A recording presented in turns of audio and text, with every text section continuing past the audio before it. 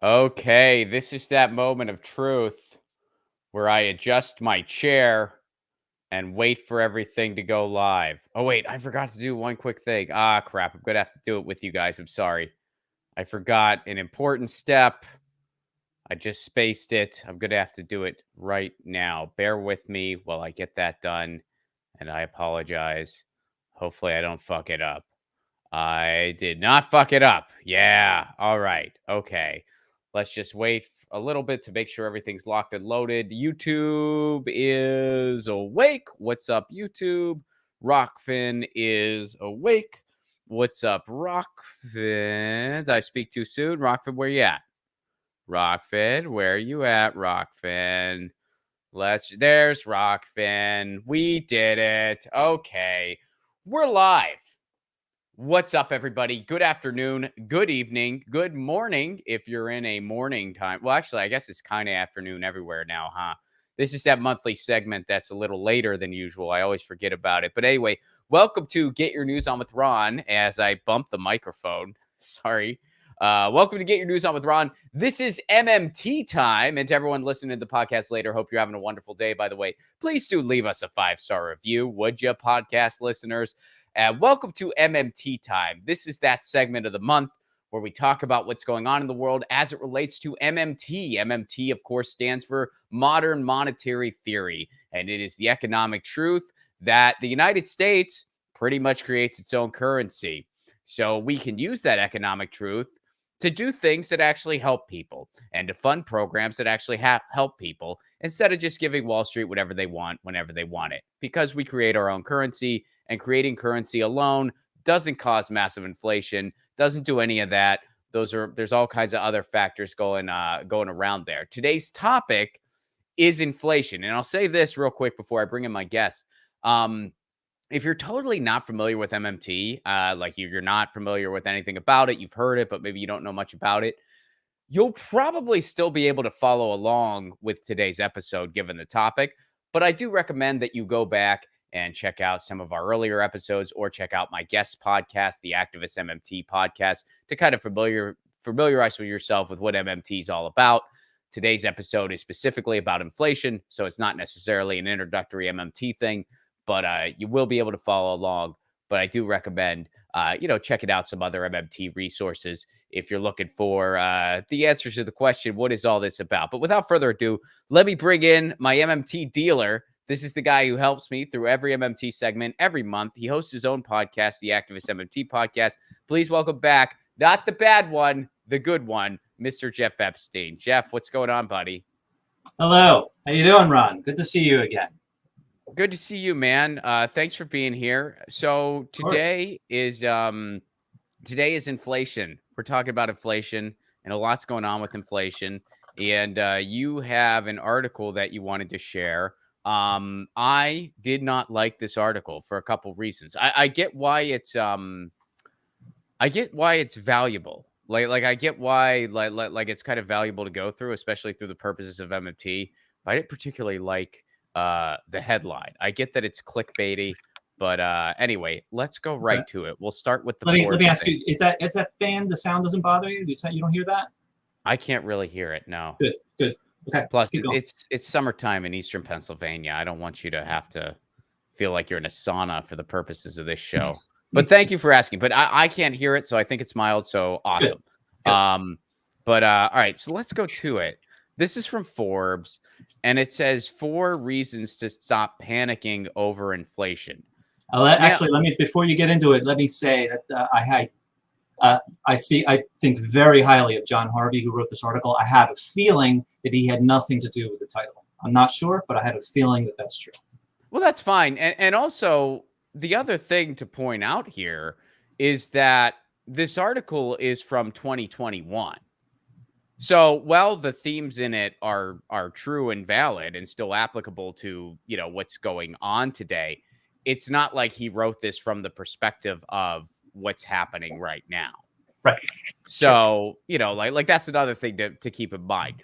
The reason I'm not a big fan of this headline, and again, like I don't know much about this contributor and I don't know what say they did or didn't have in this headline, is that a headline like this applied to what's going on today it almost kind of has the subtlety of like, you don't need to worry, i.e., your suffering is not real. And guess what? People's suffering is very real. They're feeling it when they go to the grocery store. They're feeling it when they have to put gas in their tank to get to work. Their suffering is very, very real. The reasons for their suffering is bullshit, which we're going to get into, but the suffering itself is very real, which is why I don't think very highly of a headline like this. But No, again, this is from I think that's 2021. right. No, and no, that's a fair point, and I'm 100% confident that that's not what he wants to impart. But yes, I All right. agree. The headline can be not. I don't like the headline. I don't think the title is the greatest either. All right. So let's get into this. I mean, let me hand it over to you to start. Like what's kind of what are kind of the main themes going on here that you want to highlight? If it's okay, I'd actually okay. Well, we'll go here. So the point number one is inflation. Inflation, I think, is always seen as something that hurts everybody. Inflation is always and inherently a bad thing that must go away. And that's just really not right. And this first point says inflation doesn't hurt everyone because it's a redistribution of income. If you're paying higher prices for something, then clearly someone is making more income. So the question is, who is getting more and who is paying more? And so, for example, if the wages are low at McDonald's, if we want to raise those wages for those workers, then we're redistributing that income a little bit from the owners of McDonald's to the workers at McDonald's. So will that cause inflation if suddenly all McDonald's workers makes $20 an hour? It will. No, but they'll use it as an excuse to. Of course. But I see what you're saying. I mean, in a sense, it will raise prices of those burgers if all McDonald's workers got raised to $20 an hour. Because McDonald's will simply choose to raise prices. They'll choose to. They don't have to. I mean, but they will choose to, and no one will stop them from doing it because that's our society. Presumably, I mean, you look at places like Denmark where all the McDonald's workers are making a living wage. They're making over $20 an hour, and the Big Mac is the same price it is here. Okay. So, but my point is, but what you're saying is they'll get away with what they can get away with. So, of course, from a semantic standpoint, I see what you're saying. So, continue. But so if workers get more money, then maybe the price of McDonald's products will go up. But there is more to life than just prices. If slaves make nothing by making cotton, and suddenly we pay them $1 an hour or $10 an hour, then the price of cotton is going to go up. But that's not necessarily a bad thing in total, because the only thing in there, the prices are not the only thing in the world. We don't want to be a society that enslaves people. So that's part of the equation. So if we give money to slaves and for, I mean, assuming they want to stay, whatever. But if we start paying wages to slaves who are picking cotton, now we're redistributing from slave owners to slaves, and also from those who purchase cotton. So the point is that prices are not the only thing that matters. We also have, what kind of society do we want to be? How do we want to treat workers? Of course. But, again, you apply this to today's society. From a thematic standpoint, I think these 4 points are interesting to look at, because you look at all 4 of them and you see how, it's going the wrong way for every single point. Like, inflation doesn't hurt everyone because it's a redistribution, not a net loss of income. But where is it being redistributed? Well, we know where it's being redistributed. It's being redistributed to the oil companies. It's being redistributed to Wall Street, and regular working people are getting even less. They're not even getting peanuts anymore. They've been getting the shells for a long time. Now they're getting fractions of the frickin' shell, and it's nuts. So on point number one, it's like, and again, to be fair, this article is from 2021. It's not like this article was written a week ago. If this article was written a week ago, I'd be like, what the heck? But you apply these themes to what's going on right now. So, that's something. I think basically inflation isn't really a big deal if wages match prices. But that hasn't been going on in our society for 50 plus years. And And you can look at, go ahead. And the concept of inflation, as you kind of have said, is used as an excuse to squeeze those on the bottom even more. And where we should be redistributing from those on, those on the inequality is insane. It's awful. And so obviously those who benefit from price gouging, all of the price gouging going on and not being able to negotiate pharmaceutical prices, are obviously those companies that sell these things that are allowed to raise their prices, that are not stopped from raising their prices. Unions have been decimated and are not sufficiently able to stand up to that. And so this is, as we'll talk about later, class conflict, which is a fundamental part of inflation, that all of whoever has the most power gets to push all real and financial costs onto the others. And if unions had some power, they would be able to push back some to stop some of that prices going up and wages going down and conditions of all sorts going down. So, well, and you can go back to just using McDonald's as an example. In the United States, and it's not like this in every country where there's a McDonald's, but in the United States, the CEO makes about 475 times to 1 that of the average worker. Sure. So number 2, inflation triggers useful changes in production and consumption patterns. So I would argue, again, you apply that to today, that could be the case, but that's not really happening. It's not allowed to happen, yeah. Well, yeah, I mean, because we're at a historical moment, and you and I have talked specifically about this before too. We are at a historic moment where it is time for leaders around the world to say, fossil fuels, we're done. The timeline is not a figure. It is real. This is our timeline. It's over. We're at a historic moment where something like that needs to be the reality. Yet it's really not happening. It's not really happening anywhere, but it really isn't happening here. Other places in the world, they're at least getting these impressive high-speed rails. They're at least seeking like more permanent transportation solutions. Here in the U.S., we're not doing anything. We don't even have a decent rail from L.A. to San Francisco. Germany just made it possible for all citizens, I think, for I don't know how much, but very cheap, like $20 for the entire summer, to take all public transportation, a ticket for all public transportation for the entire summer.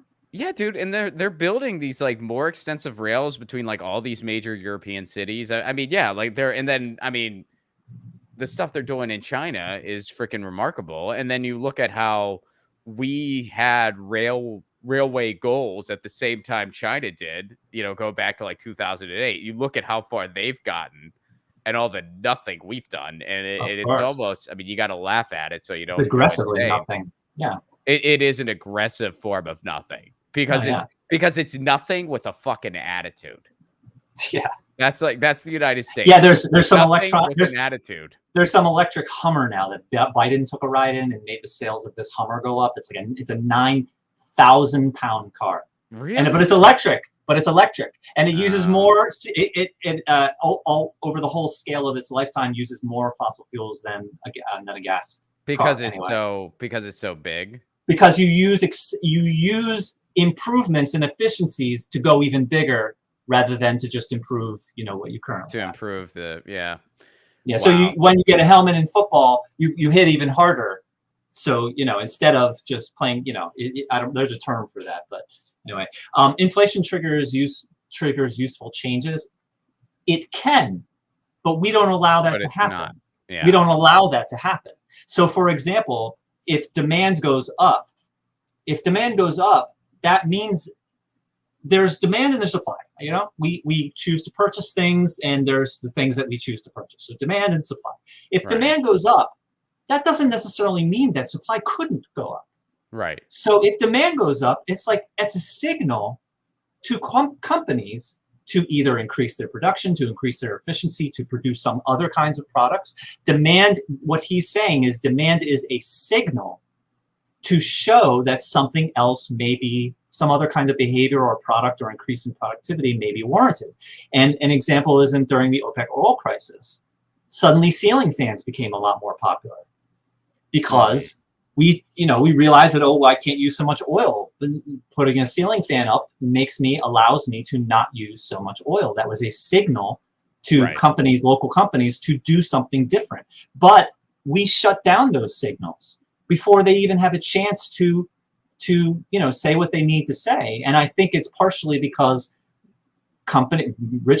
huge companies just want to do what they want to do. They don't want to listen to these signals. Yeah, I think the signals, like, I would say, like, they're not necessarily shutting them down because it's very apparent what needs to happen. They're just ignoring them. They're willfully ignoring there's both. There's both. So number three, inflation can result from socially beneficial developments like rising wages. Again, it McDonald's could, and slavery, but that's not happening here. It hasn't been happening for like 50 plus years. I mean, you even look at things like housing where they're like, this house sold in 1976 for X dollars. Now it's going for X dollars. And it's like, well, we had inflation between now and then. Yes, but here's the deal. You take that price in 1976, you apply it to today's dollars, it is still 4 times less than what this thing is going for. Have wages gone up 4 times since then? No, it has not. Nowhere close. So wages are not matching inflation at all, but prices keep going up. That's the freaking problem. That's why inflation by itself doesn't have to be a bad thing. It's just a measurement. And, if something costs $50 and you're used to having $55 in your pocket because of wages, okay, I don't see a problem here. But if something goes up to $150 or $200 and you still only have $55 in your pocket because that's all wages are doing, that's a problem. And that's what's been happening for 50 years. And the additional thing that is not even considered in the measurement of inflation, one which we talked about, was banning of roommates to save on rent, and how like venture capitalists and huge financial corporations are buying up houses and locking out actual people from buying houses, and then they charge ridiculous rent for those houses. So there are other factors there are other factors of simply people are choosing to screw other people, which is causing pressure in other places of the economy, so these are reasons that prices are going up that are simply choices, and that it's horrible these things are happening, but it's worse that we're allowing these things to happen. So would you say, well, let's do point number 4, and then I have a question, an overarching question. Yeah. Go ahead. Point number 4, money supply growth does not, indeed, cannot cause inflation. So we've talked about this a number of times on this show, especially when you relate it to MMT. A popular economic gross oversimplification is that we're all just widgets standing around. And if you just pump more currency into a society, well, inflation just happens. And that's all it is. And it's no more complicated than that. The reality is that we're complicated beings, and there's other things going on in a society. So time proceeds. Right. So can pumping currency into a place cause inflation? It potentially could, but is that alone the only reason for inflation? No, and it may not cause inflation at all. There's all kinds of factors. And one of the things that you've said before, usually the real causes of inflation, first of all, sometimes we just don't even know. Second of all, the main causes of inflation are natural disasters and shitty policy, not just putting currency into a society. Yep. And lowering wages is bad policy. And being overly dependent on oil is bad policy. Allowing corporations to price gouge is bad policy. All of these things are bad policy, which is essentially a choice. We are choosing these things to happen, which pushes those real and financial costs onto the less powerful, and that redistributes that income from the less powerful to the more powerful, from workers to capitalists. So do you think it's fair? So again, I don't like the whole, oh, don't panic about this, because it's like, no, people are suffering and their suffering is real. But do you think it's fair to say inflation is just a measurement And it's just being used as a scapegoat to cause the suffering of so many people. Say that one more time, please. Inflation is just a scapegoat to cause the suffering of so many people. False inflation. False inflation is a scapegoat, which is basically equal to that if you do something, it will take away my power. So if you get... What does false inflation mean? Like, what does that mean? It's just a boogeyman. It's meaningless. It's just a word that scares people for no reason because of something they imagine in their head. No. When you say false inflation, what does that mean? False inflation is... So are you saying that inflation's not actually happening? Because if that's what you're saying, I say, well, no, I disagree. It is happening. No, that's not what I'm saying at all. There are things are happening in the real world, but I am saying that the powerful and the media and education system and representatives are using a false version of inflation, which is meaningless and a boogeyman, to scare people into into their fantasy of what they fear inflation might be, in order to... This is like the Larry Summers article we spoke about a while ago, where we want lower prices. So stop worrying about, better conditions and better wages and outsourcing and clean water, because those socks are going to be cheaper. I don't worry about that. I can't afford food, because tube socks, a 5-pack of tube socks is going to be real cheap. But on the other side of that is, if you demand better, you're going to get inflation. And what they say in that sentence is a false boogeyman of inflation. There is real inflation, which is what, a lot of what we're starting to talk about today. But what they say as inflation is a boogeyman that is purely meant to scare people out of demanding better. And from their point of view is simply anything you give to not the rich, healthcare, negotiating prices, clean water, is fearing inflation, because it will give people more power. And they change, losing control of, losing their own power. They're just going to throw a label on it: communism, socialism, inflation, to scare people out of getting those things. So, to preserve their power. So, and to reiterate here, the oil companies basically used international conflict going on and inflation as an excuse to just completely jack up the prices. They are getting record profits. They are, like the prices for the barrels have not changed that much, but prices have gone up astronomically. That's why they are making record profits, and they just used it as an excuse. They're just like, oh yeah, inflation. Sorry, it's got to cost this much. Oh yeah, there's international conflict, Russia, Ukraine. It's got to cost this much. It really doesn't. They're price gouging. They are price gouging. We allow them to have this power. We make our society overly dependent on their product, and so they have power. We allow them to have that power, and they use that power. We shouldn't be surprised that they do that, of course, But it's also the other side of it. We need inflation in fossil fuels. We need the price of fossil fuels to go up, because otherwise we're never going to start thinking of the alternatives that we need to do, because we have to get beyond it. We need fossil fuels to get to infinite cost. So we're in a situation where we're worrying about fuel prices, but we need fuel prices to go up to be part of that incentive. If I were you, I'd be careful saying that to somebody who's struggling to get to work. Of course. I mean, I see what you're saying, but again, this kind of goes back to, I don't think that's a winning message. It is. We have been forced to have to do horrible things in order to survive, and this is a perfect example of that. We have to put fuel in our car in order to get to work, because we have no public transportation. So it is, and then yes, I can't afford to get to work. I can't survive. That is terrible. But what's the bigger picture is that we have been forced to be so desperate for low fuel prices, because there's no public transportation. There's no thought of the climate crisis and the alternatives.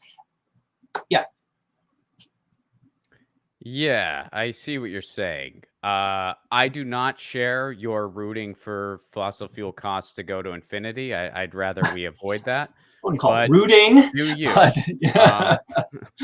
So, in this graph, the reason I brought up fossil fuel specifically, take a look at this graph. So it might be a little hard to see for you all, but the green one is transport. And this is the contribution to inflation by CPI component from January 2021 to May 2022. You see that that green line gets bigger and bigger and bigger. And this green line affects everything else. What does that mean? That means all the prices that you see going up right now, what excuse do they give you? Well, they give you the excuse of logistics. Gas costs more. So getting our products costs more. It costs more to get, I mean, to go back to McDonald's, since that's been our easy example here. It costs more to get the burgers or whatever that stuff is to our restaurants. It costs more to get the potatoes. It costs more to get whatever because the trucks are using more fuel and fuel costs more and blah, blah, blah. Yet there's no reason for frickin' fuel to cost more. So it's multi layers of absolute bullshit. And that's why we, the people, are getting screwed over. That's why it's harder to get to work. It's harder to put food on the table. You're paying more and more for groceries and getting less and less. You are getting squeezed to the nth degree, and there is no reason for it. This is not your patriotic duty. This is not something that needs to be. This is just corporate greed. That's all this is. And this is a society that benefits the absolute haves. Regarding that graph, you may be right, but my understanding of that graph is different. And you know, if you're right, of course, what you're saying is correct. My understanding of that green section is used cars because of computer chips. It says transport. Right. This was displayed at the Levy summer session. Okay. This was a graph displayed at the Levy summer session, and my memory of what she was discussing when she was talking about this graph is that was particularly used cars, pressure on used cars, prices of used cars going up because computer chips are not available to create new cars, which puts pressure on used cars. So maybe you're correct, but I'd like to. Well, no, it's not maybe, Jeff. What is something that I said was incorrect? Our fossil fuel, our gas prices going up. Yeah, of course. Okay, and is there a reason for them to go up, or are companies making record profits right now? Of course, and they're just choosing to do it. And are people raising the prices of other goods and services because of the cost of gas? Is that happening? Yep. Okay, so what did I say that was false? If that's transport in the way that you say, then you're correct. Okay. The way that I heard. So go on. All right. So go on with the used car thing. If transport is what you just said, then you're correct. Okay. I understood that green to mean used car prices. And just so I want to make a point, assuming that that's true, because I think there's a valuable point to be made, assuming that what I'm saying is true. That's used car. Let's saying that's used car prices, because we can't find chips to make new cars, and therefore there's pressure on used cars. And so if that green bar is used cars, then that basically says that if for those people who want to buy cars now, then inflation might affect them. But if you are among the population that does not want to purchase cars, to purchase a used car, then this version of inflation, then our current bout of inflation is not going to affect you too much, because most of the inflation is in that sector. If you went up to a regular person and said, what's going on with inflation right now isn't affecting you very much, how do you think they would respond? I mean, first, let me start here. Do you believe that that's true? Would you say, just taking that statement as a whole, inflation is not affecting regular people that much? No, I don't have an opinion either way on that. You don't? I don't know. I'm sure it's obviously shop for groceries. Yes, you haven't noticed that groceries are way more expensive. Not dramatically for me, no. Not honestly, not too much, no. Dude, you got to give me some shopping tips then. I mean, I see what you're saying, but it's like it is hurting people. People's suffering is real. What's the reason they're suffering is bullshit. That's what's going on here. They're being deceived. They're being I'm trying to discuss a theoretical point. You are absolutely correct. There are real problems in the world. Of course there are real problems in the world. I'm just trying to express a theoretical problem where this is an example of inflation currently.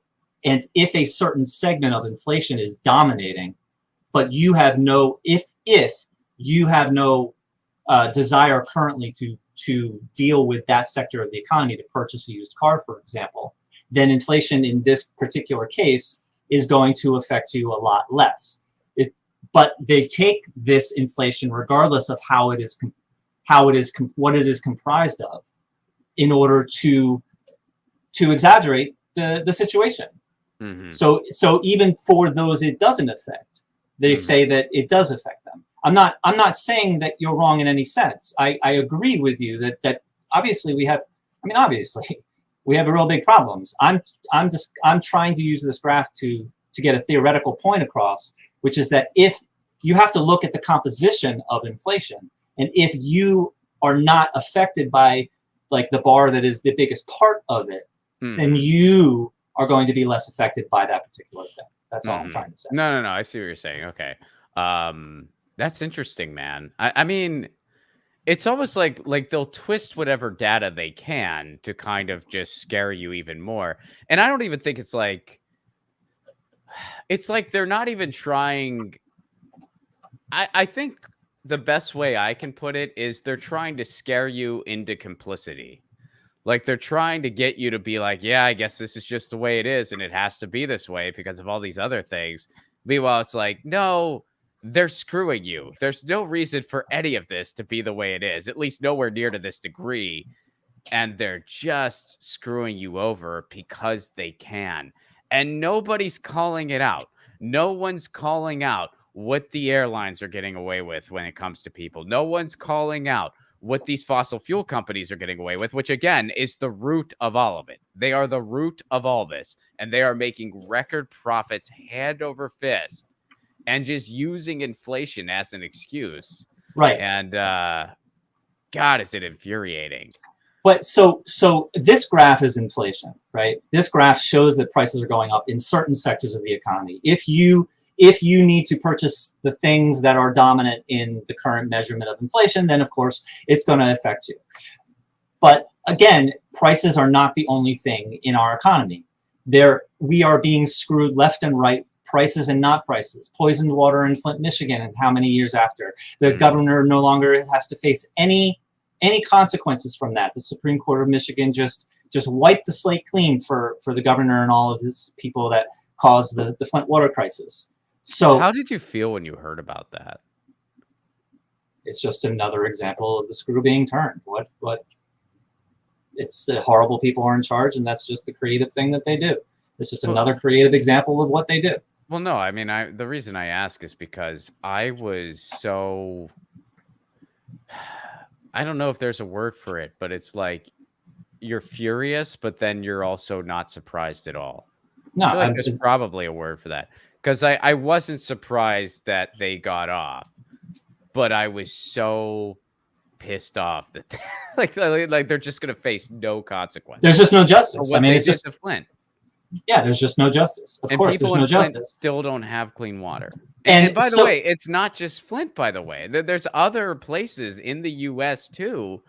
Their water is in the same condition as Flint, and it all has to do with privatization of water supply. And again, letting the fossil fuel industry do what they want, letting them frack where they want, letting them drill where they want, letting them privatize everything. And then people get poisoned water, and we're not doing anything about it. I mean, where I live in California, we're barely doing anything about the water crisis that we are facing. There are a handful of states that are basically dependent on the Colorado River, which is depleting and depleting. And the finish line is visible at this point. And yet we're not doing anything. 5th largest GDP in the world, about to face a water shortage. And our governor is making ads encouraging people from Florida to move here because he's such a funny guy. It's freaking nuts, dude. Like, it's nuts. And I, all of these things that we discuss outside of economics, poisoned water and climate change and just being screwed in every which way. And yet a major piece of what people talk about is inflation, and the measurement, the graph that you just showed is a demonstration of inflation. But it's like, yeah, people are hurting, but they're hurting in a myriad of ways. It's not just, it's not just prices. It's so many things. And it's like, we have these great statistics. We put out the CPI, which is the major measurement of that was the graph that you showed, the CPI measurement, which is a major measurement of inflation. It's prices in the past. It's prices like over the past, 3 months or whatever it was. We can't predict the future, but the prices in the past show that the prices have been going up. But why are they going up? Because of real world things that are happening, because of companies price gouging, because of government neglecting, because of government allowing control, corporations to have too much control, and rich people to have too much control. It's real world things that are causing tons of suffering, let alone climate change and potential extinction, or close to it, close enough as far as we're concerned. There are real world problems, but we focus on these statistics of these prices, and it's like, and it's a valuable piece of information, but it's just one piece of information. It's like focusing on a child's grades instead of talking to the damn child. Like, their grades are how they performed in the past in some very narrow ways, in science class according to that teacher, and math class according to this teacher. But this child has changed since that report card came out. This child may have problems unrelated to science, they being abused or hunger or homeless or being bullied on the bus or whatever it is. But we don't talk to that child. All we do is stare at their report card. Yeah. And what we need to do is switch that around. All we need to do is go out into the real world and stop corporations from price gouging, stop corporations from having too much power, stop governors from being, allowing to poison the whole city and getting away with it, stop, Don Ziegler and Assange from being persecuted. If we go into the real world and we solve these real world problems, then prices are going to get better. If we go to that child and we talk to that child and solve the problems that child is having in the real world, then their grades are going to get better. Right. Stop focusing on the grades. Stop focusing on the inflation, and start focusing on the real world and all these problems that we keep talking about that are important to both of us. Well, and when we focus on those, then those statistics will obviously get better. Right. So, and when you say real world happenings, the real world happenings that you describe, and I think it's important to point this out too, or just reiterate it, these are inflicted things. Like, yes, government neglect is an inflicted thing. A lot of, not all of them, but a lot of them are. And the big elephants in the room are in that category. These prices rising is not because, it has to be this way because of inflation. No, it's because of price gouging. It's price gouging. It's deliberate. But people are like, inflation. We got to bring inflation down. And that, yes, maybe in a sense that's true. But this is an analogy I really wanted to bring up. I think I briefly mentioned it. Inflation is to the real world like a thermometer is to sickness. Inflation is not a disease. Inflation is not even a symptom. It's just a measurement that prices are going up for something somewhere. And a thermometer shows that your temperature is going up. Why? I don't know. Maybe you're in a sauna. Maybe you're sick. But your temperature is going up. And generally, when your temperature goes up, that means you're fighting something. What are you fighting? You have no idea. You can't tell from the thermometer. You have to use the thermometer as a signal to analyze the person, to figure out what's wrong, right? So what is your goal? Is your goal to lower the temperature on that thermometer? Then just throw the thermometer into an ice bath and be done with it. Yay, we lowered the temperature on the thermometer. Is your desire to lower inflation? Then just raise interest rates, and we'll throw everybody out of the kitchen. Everybody who comes in this kitchen gets a great meal. Everybody who enters this kitchen gets a great meal. Just ignore all those millions that are shut out of the kitchen. So that's one way to solve inflation. Do you want to cure the patient, or do you want to lower the temperature? Do you want to cure real world problems, or do you want to lower inflation? Yeah. Those are two very different things. If you want to lower inflation, if you want to lower the temperature, just stick the thermometer in an ice bath and screw the patient that we're measuring the temperature of. There are very important differences. We need to focus on the real world and use inflation, use a thermometer as a signal to go out into the real world and discover what's wrong. Well, because people are, I mean, again, when it comes to people using inflation for deceptive means, using the boogeyman inflation for deceptive means, what you just described with your thermometer metaphor, people are already using this to be like, well, we got to bring down inflation, so we can't raise your wages. Right. They're already doing that. And that's, you go ahead. No, that's exactly it. It is scaring people into thinking that this boogeyman of inflation, this false inflation, not having nothing to do with the real stuff that's going on in the world right now, and that tons of horrible stuff is going on, including actual inflation.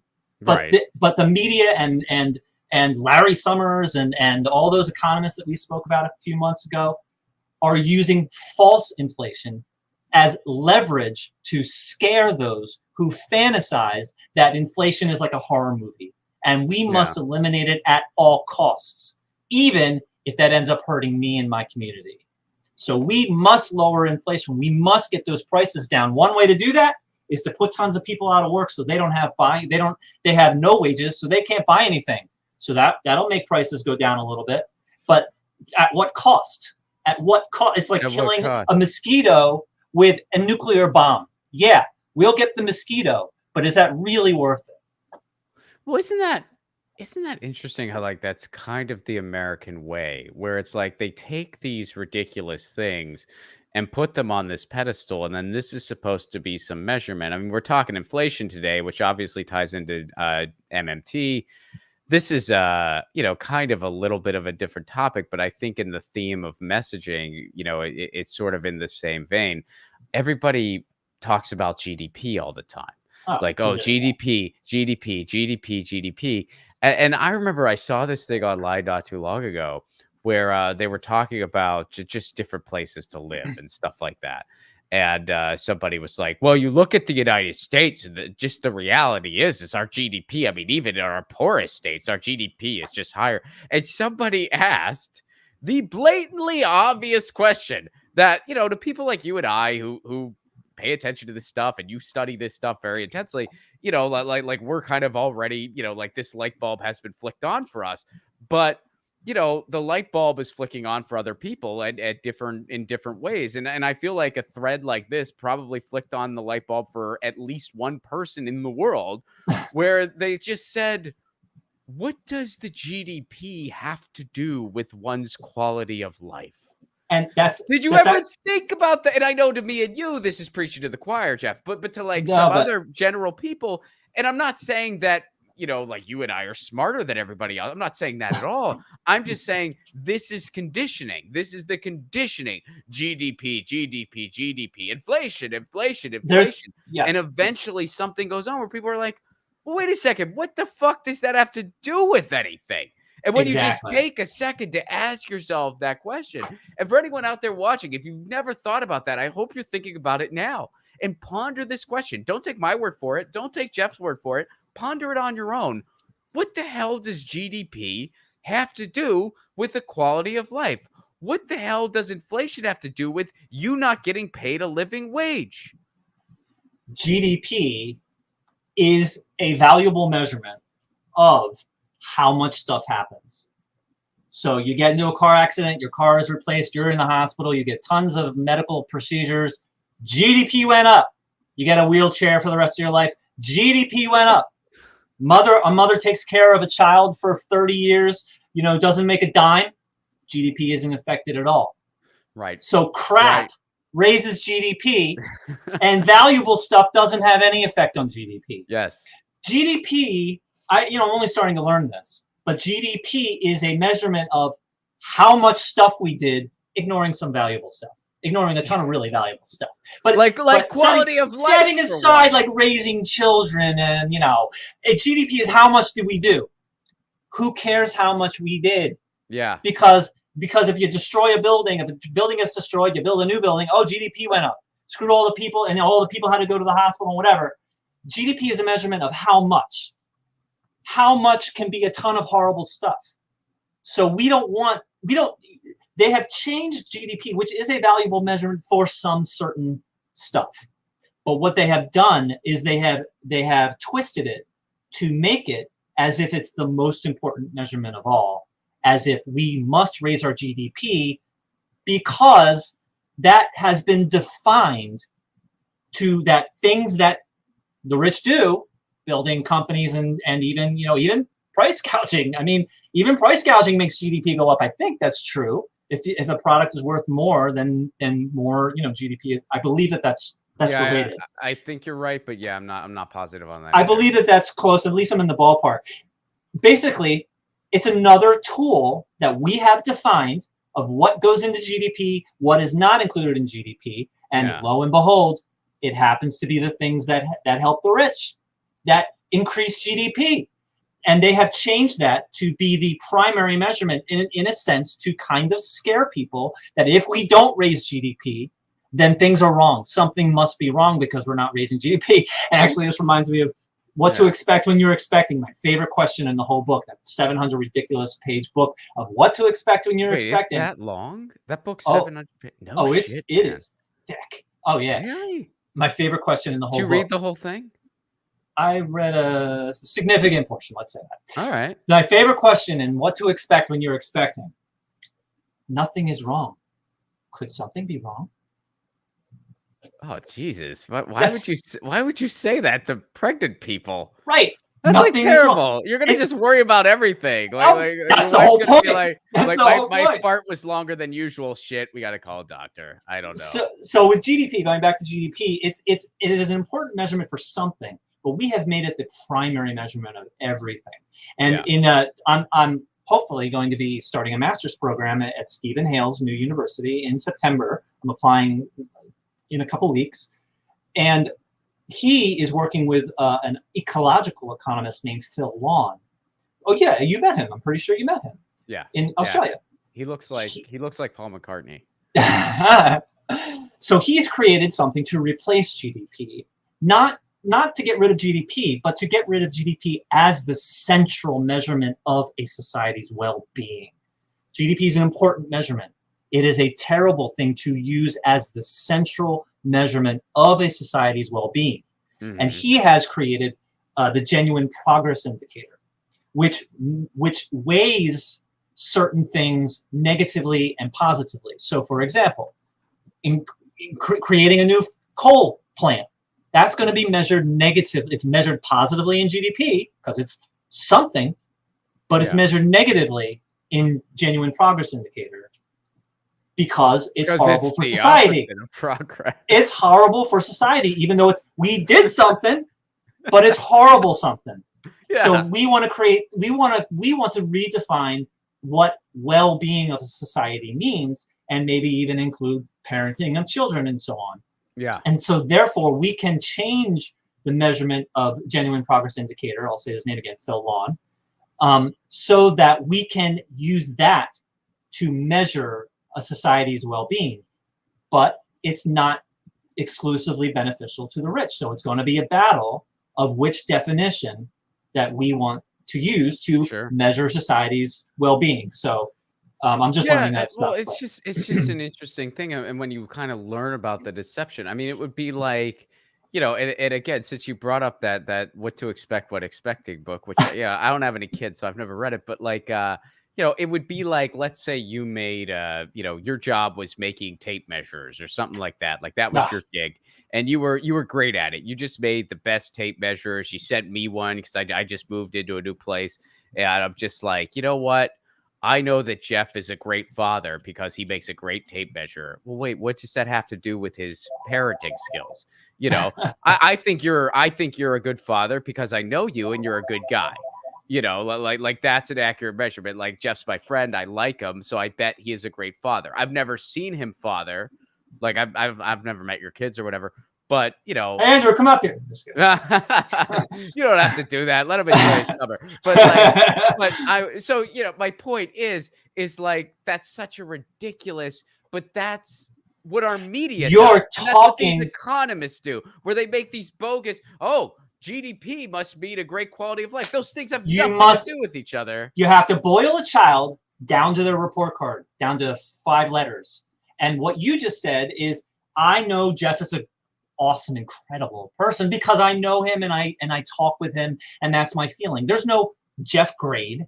You know, doesn't have a Jeff grade. We haven't boiled me down to a number because we're real human beings. I grade all my friends, but I don't tell them about it. Ah, well, No, there you go. kidding. Okay, keep me in the dark. Keep me in the dark. Do that. No, but so GDP is just another way to take real life and boil it down to a number, and then to suddenly make that number more important than the real world itself. And inflation has been changed. You know, it is real in a very important sense, but it has also, in a sense, been changed to be more important than real life. So that we fear, like the thermometer, our temperature is high. We fear a temperature more than we fear the bugs that we're fighting, the bacteria that we're fighting. We don't care about the bacteria we're fighting. We just want that temperature to go down at all costs because we're scared of that thermometer.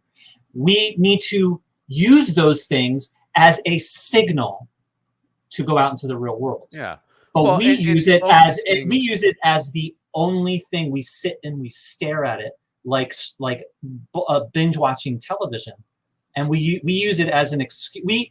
We have changed these things to be distractions from the real world. Right. And we hyper focus on these measurements. Well, and hyper focusing can cause, as we mentioned before, like it can cause very harmful things. You know, when people, oh, we can't raise your wages because of inflation. That's sort of the equivalent of like, oh man, this thermometer is indicating I have a temperature. I better just dunk the thermometer in ice and go about my day. Oh, the thermometer's down now. Yeah, but the problem you have is still there. Right. And so now you put, let's say like you have a horrible parent, a nefarious parent. A child is sick, they take their temperature, they have a temperature. So they dump that thermometer into ice, and they say, oh, no temperature, I can send my kid to school. So now that parent, that more powerful figure, has pushed those real and financial costs onto that child and onto everyone in their classroom because they're contagious. So it is a power struggle. It is a power struggle. And so, but they say to the nurse, oh, no, he doesn't have a temperature. According to this thermometer, he doesn't have a temperature. And the nurse, focuses on that thermometer rather than analyzing that child. They just believe that because they've been conditioned to believe that. I would hope the nurse would take a look at the child. But I see your point. Me too. Me too. All right. I think we covered it. So Jeff, where can people go to learn more about you? I'm on Twitter at ActivistMMT. I'm on Facebook at ActivistMMT. If you would like to listen to my podcast, I'm on every podcast platform. And if you would like to support me and my work, my podcast, you can go to patreon.com/activistmmt. All right, Jeff. And you can listen to the theme song at the beginning of every one of Ron's shows. That's right. Oh, I forgot to I usually mention that at the top. Yes, on the Get Your News On With Ron theme, that beautiful high harmony is Jeff. Jeff is an actual singer. It's MMT harmony. MMT harmony. I am just a hobbyist, but Jeff is an actual trained singer, and he's a very good one. He is the high harmony on the Get Your News On With Ron theme song, which I appreciate very much. I do Jeff, too. Stay cool, man. Don't get too how hot is it where you're at right now? Well, in my attic, it's a little more than usual, but that makes a huge difference. So it's getting into the 90s. It's getting pretty hot. Dude, I don't miss humidity. I don't miss it. Yeah, I don't miss it. Yeah, we don't. I mean, we have it in California, but not as much. And yeah, I have an air conditioner that has a tube that goes right to the shirt. I have a thing that just the tube goes right into the shirt, and then I like spend the whole day like a Halloween costume, blowing up like that. Yeah, you're like one of those things at the car dealership. The like. Yeah, and I have a long tube that I can walk around the house, and So, all right, man. You're making it work. All right, buddy. Thank you for being here. And we will see you next month for our next MMT time. Yes, MMT time. Pinky extended. Did we get to the bottom of this? So neither of us are golfers. I'm not a golfer. Do you like tea? Not really, but I love it. So you're not a big tea guy. Yeah, no. My son loves it. My son likes it a lot, though. So I like tea a lot.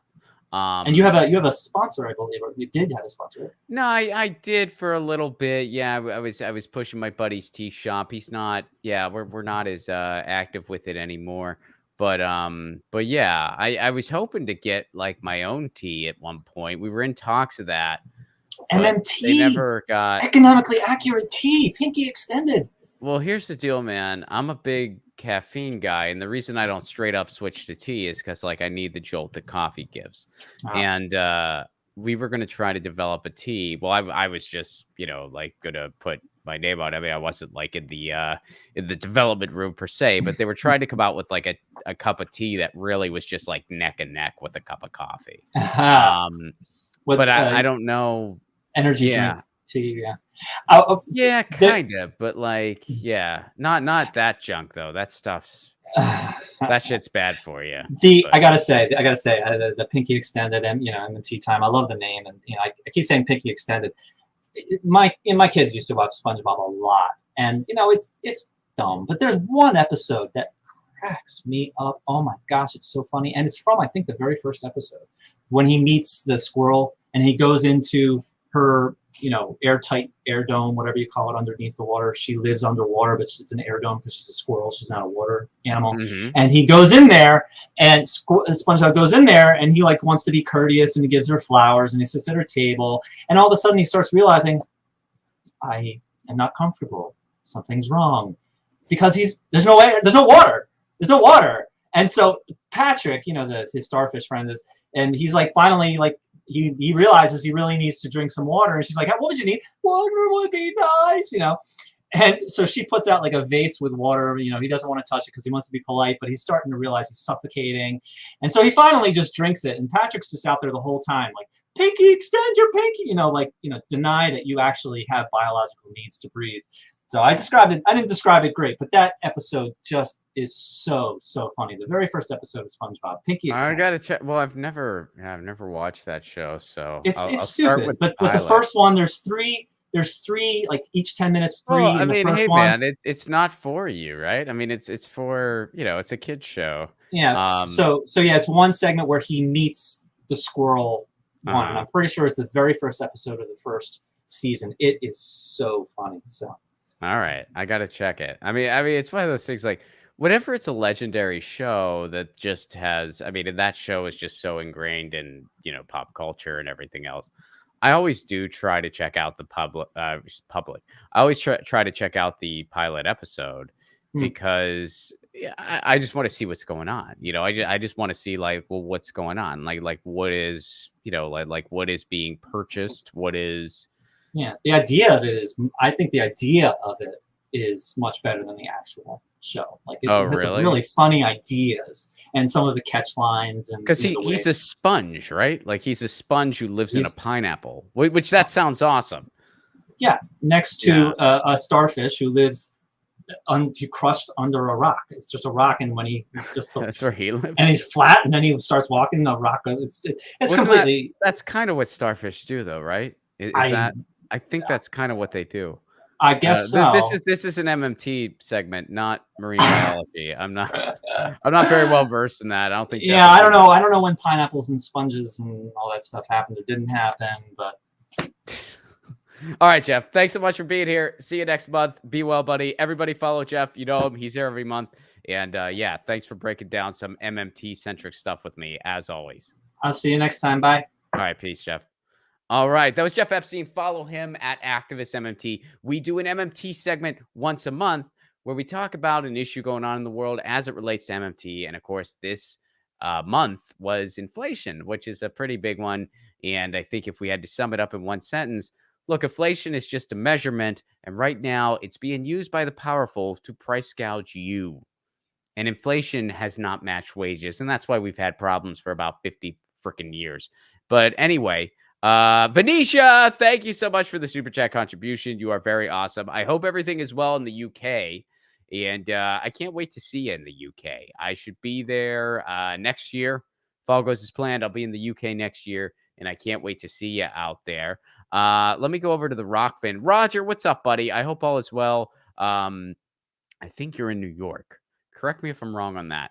Roger, you say the National Infrastructure Bank, aka, excuse me, National Public Bank HR 3339 from Chicago Congressman Danny Davis, can combat inflation.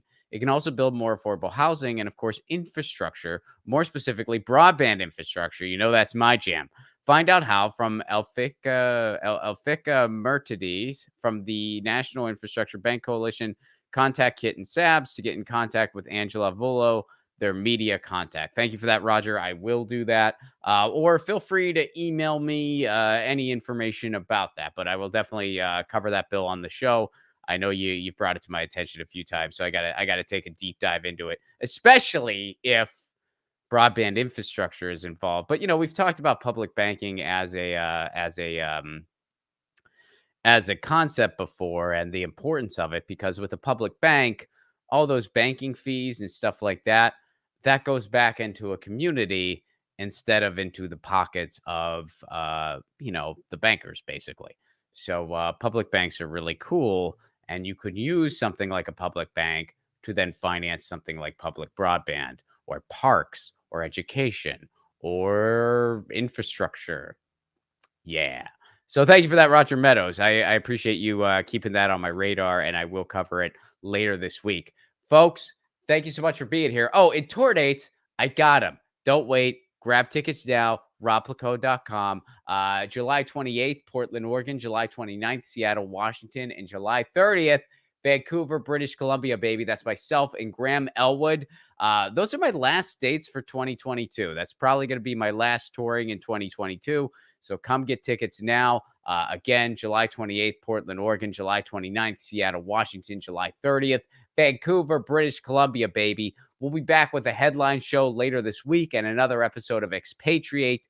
And until then, if you want to support the show on the sustainability end, patreon.com/romplacode for give what you can level. You get all kinds of exclusive content, including a new perk I am going to unroll soon for Expatriate. I'm going to let patrons know first, and it is available to them before it is available to the public, and I'm real excited about it. You can sign up now for a give what you can level and be privy to all that before the rest of the internet is. And also, you can watch my mini pilot. I have a mini pilot called Loner. It is out now, but not to the public. It's out now to patrons and Rockfin Premiums members. It has not been dropped to the public yet, but if you want to check it out now, you can join my Patreon for as low as $1 a month and get all that. Plus, I'll make you your own theme song. Isn't that awesome? Patreon.com/romplacone. As I am expanding and I'm taking on a new podcast series, that's the Expatriate series. Y'all have been digging that series, so I'm going to try to make it a weekly thing. I need your help to get there. Patreon.com/romplacone. Even $1 a month goes a long way. Guys, thanks so much for being here. We'll be back later this week. And in the meantime, you know the drill. Lucy, she says meow. Thank you again, Venetia. Thank you again, Roger.